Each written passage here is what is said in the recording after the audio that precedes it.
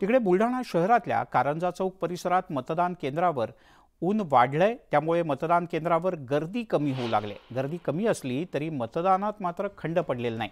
नागरिक वेळ मिळेल जशी उसंत मिळेल तसे मतदान करण्यासाठी बाहेर पडतात। या ठिकाणी त्रिशंकू लढत होत असून या ठिकाणी तिहेरी लढत होते आणि दिग्गजांचं भवितव्य मतदान यंत्रात बंद होत आहे।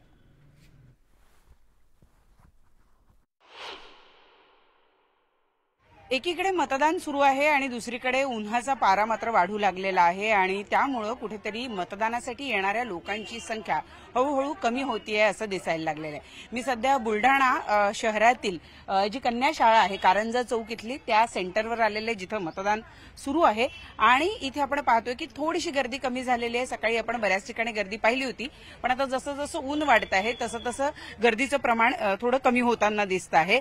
प्रत्येक जण आपल्याला जशी सवड मिळेल तशा पद्धतीने मतदान करायला येताना दिसत आहेत। आजी आलेल्या आहेत नातवाला घेऊन, थोडीशी चिडचिड होतीये नातवाची कारण ऊन वाढत चाललेलं आहे। कशा पद्धतीने मतदानात प्रत्येकाने टप्प्याटप्प्याने मतदान केलेलं दिसत आहे। हो बरं, काय सांगाल कशी परिस्थिती आहे? मतदान सहज होतंय? काही त्रास अडचण? नाही, काहीच नाही, सहज होतं।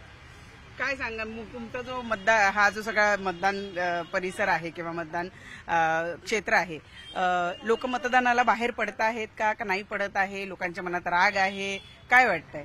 नाही, बाहेर येते, टप्प्याटप्प्याने येते, उन्हामुळे थोडेसे मागे पुढे येते। पण बरं, तुमच्या सुनबाई सकाळी येऊन गेलात म्हणे? हो।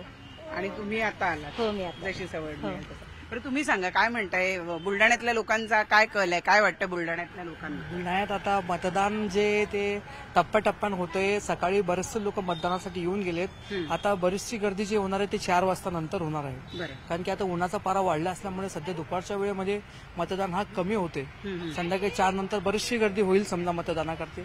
आणि विशेष म्हणजे बीएलओ लोक वगैरे, नगर परिषदचे लोक वगैरे चांगले लोक सपोर्ट करतायत मतदानाकरता, चांगली मदत होते आहे। बूथवर पण लोक चांगले बसलेले आहेत। असं होतं की आम्ही मतदान केलं, आम्ही तुम्हाला निवडून दिलं, त्याच्यानंतर तुम्ही काहीही करता असा लोकांच्या मनामध्ये राग असतो, तर तो परिणाम यावेळेला जाणवेल का? मतदान करताना लोक या गोष्टीचा विचार करतायत?